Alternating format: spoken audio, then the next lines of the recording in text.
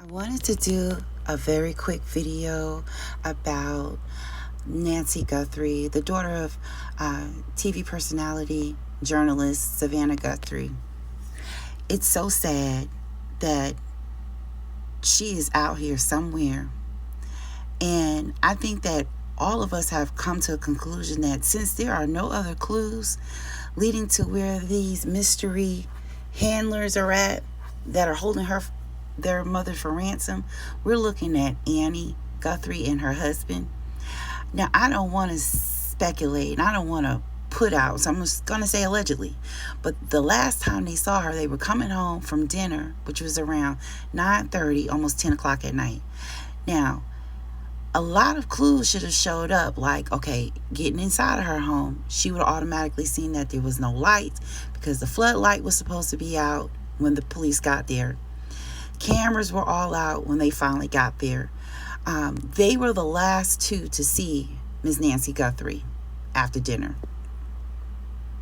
Now, they are in their hour of what they call of desperation in this missing persons case for Miss Nancy Guthrie. And we do pray that God brings her back home to them.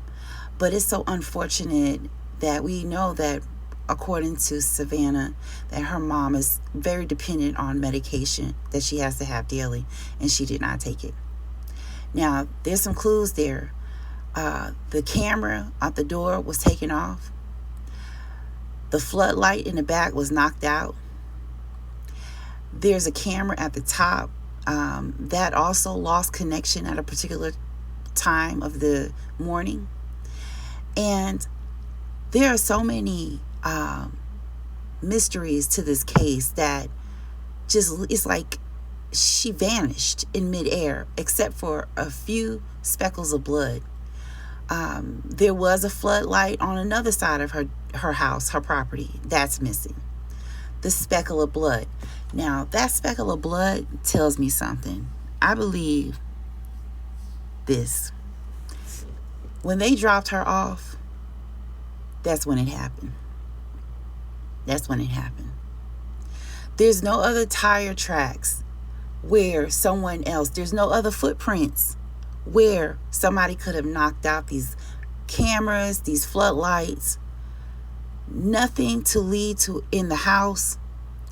And then you see the expression of her daughter Annie. It is very strange. Again, allegedly, because I hope she didn't do this. But see the distraught on Savannah and her brother's face in comparison to some of the visuals of her sister Annie. It looks like her sister is either smiling like she knows something, or she's annoyed that she has to be there. Savannah and her mom, you could tell they had a really close relationship. You can see the joy behind Mrs. Nancy's smile when she's with her daughter and when she was with her son. You could see that they were more than just mother and daughter. They were like kindred sisters. But I don't know about the relationship between her and Annie, because the joy that you see with Miss Nancy and Savannah is not the same that you see with Nancy and her daughter Annie. It's very totally different. She was in this picture with her son-in-law, but I don't even see a whole lot of pictures of them together. And you know what is strange? I don't see a whole lot of pictures with Miss Annie and Miss Nancy. Now it's day 9. And we've reached the second message that they've sent out to these supposed kidnappers that they have no leads to. They're checking this house out. They're going back and forth to Miss Nancy Guthrie's house. But now there's some other information that's coming up. So Annie, her daughter's husband, made Annie his power of attorney on last year. These are the documents. He gave her sole power over his autonomy, okay? If any type of documents need to be signed, you need to go through his wife. For him to say anything, you need to go through his wife. Now, I'm not saying that he had her sign power of attorney just in case of a crime that she can't testify against him, because by law, a husband or a wife don't have to testify against their spouse. So that's not even it. And we're not speculating her brother, because her brother was a veteran. He was an Air Force cadet. And so, he has a really good history of being stable. He's a husband, he's a father. There was like no clues leading up to the brother. He's been pretty stable. He also made a message his own self. Only one who has not made a personal message is Annie. Every time Annie sees the cameras, she looks like a deer caught in headlights or like she's guilty about something. She wants to hide something. But Miss Nancy is out here in these Arizona desert somewhere. And the detectives now are back at Annie's house, Annie and her husband's house. And because, again, the last people that saw her were Annie and her husband. Now, her church is the one, and somebody said this, and I agree. Her church, she has a good church, because they were the ones that called in concerned because she didn't show up. Now, someone said that she wasn't going to go to church that day because she was going to go over a friend's house to watch a mass. Now, Miss Nancy is Presbyterian. Correct me if I'm wrong. I've never heard of a mass in a Presbyterian religion. I thought that was only for Catholicism. But maybe I'm wrong. But there's a whole lot of other people that are speculating about this too, like Nancy Grace. Looking at some of these pictures and digging a little bit more behind Annie and Nancy's relationship, I'm looking at certain things, and so is the FBI. They're looking at certain things. They're combing her house. This is Annie and her husband's house. Now, remember, her husband had her sign a power of attorney. Why?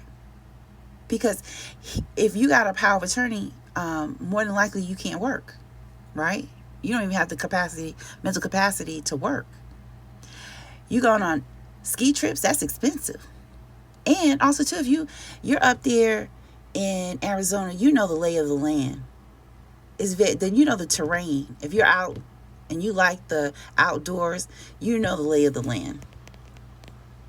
I checked out how much does it cost to live comfortably in Arizona, in their area, and it's $90,000 a year. So I said, okay, well, somebody has to be making some money, because I know it's not her husband.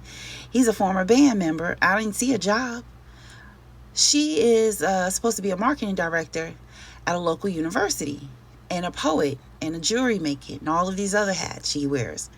And she's at the Center of Poetry for them, again, as a marketing director.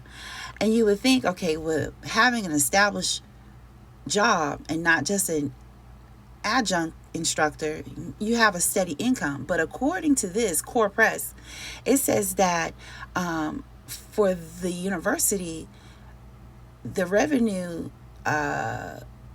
shows that it's between $26,000 and $28,000 annually that this position would have paid for her to be a poet or whatever position she is in at this university. And while it says that in 2023 it was even lower at $13,000, and in 2024 it was listed at $0. So also too, she is an author, so she does get revenue and royalties from her books, but it's not much. And Annie has a tendency to overcompensate for her husband, I see, in some of these past interviews she's called him her greatest teacher. He's a manifester, but he can't manifest a job. He can't manifest wealth. He cannot manifest bill money. And every time I see her husband, it's like it's not in a capacity where he's earning or he has an established career. It takes money to live, okay? And they have a child together. And so they brought in Annie Guthrie's car, and they're looking at those two. because something is not adding up. There's no footprints. There's only blood splatter. Only blood splatter is at the front door. Well, what part of the house did she walk into where they dropped her off? And the thing I think about is, if you got your wife as your power of attorney, was he trying to file for disability? Or was he already planning this and then wanting to claim insanity the next year, which is this year, knowing that there was already a plan in place? He can claim insanity and everything be put on his wife. I want to add too that I just heard something be said by a popular TikToker that I come across. I'm not subscribed to their page, but sometimes I come across their page here and there, and they said something that was very profound, and that is, families, start being more protective and more aware of your elderly mothers and fathers, grandmothers and grandfathers, because this economy is starting to become grounds for people to do heinous crimes for cash, for money, because they want to keep up this certain lifestyle. Also too, I heard somewhere else that this generation, the baby boomer generation, and the one before that, if they're still living, but mostly the baby boomer generation that's still living, they are the last transfer of wealth for white Americans. After this, there is no longer going to be a great transfer of wealth unless you're in like a certain small percentile of Americans, okay, of white Americans. But the baby boomer white Americans, you all are the last percentile and the last generation to give this great transfer of wealth over to Gen Xers. So be careful. Make sure that you have your paperwork in order.